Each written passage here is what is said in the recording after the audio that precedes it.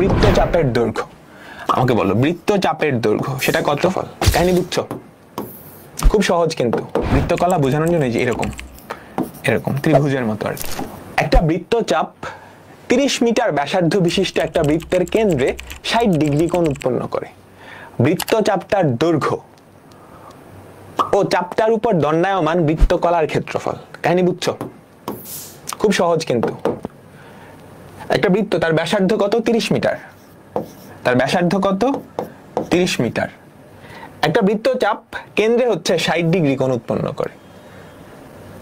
হ্যাঁ, কেন্দ্রে হচ্ছে 60 ডিগ্রি কোণ তৈরি করে। তাহলে এটা কি আমাদের বৃত্তচাপ? তাহলে বলো তো বৃত্তচাপের দৈর্ঘ্য। আমাকে বলো বৃত্তচাপের দৈর্ঘ্য সেটা কত?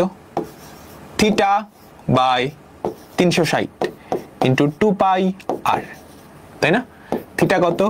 60 বাই ডিগ্রিতে আছে কিন্তু, ইন্টু 2 পাই আর এর ভ্যালু কত? 30 মিটার। তাহলে কত আসে? এত মিটার। ডান ডান। ওকে, আচ্ছা এবার কি চাইছে? বৃত্তকলার ক্ষেত্রফল। এবার কি চাইছে? বৃত্তকলার ক্ষেত্রফল।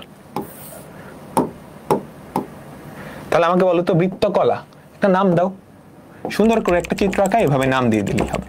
তারপর বাংলায় লিখবা ও এ বি বৃত্তকলা। বৃত্তকলা বোঝানোর জন্য যে এরকম এরকম ত্রিভুজের মতো আর কি। ও এ বি বৃত্তকলার ক্ষেত্রফল থিটা বাই 360, হ্যাঁ পুরা বৃত্তটার এত ভাগিত, ইন্টু পাই আর স্কোয়ার। তাহলে থিটা কত?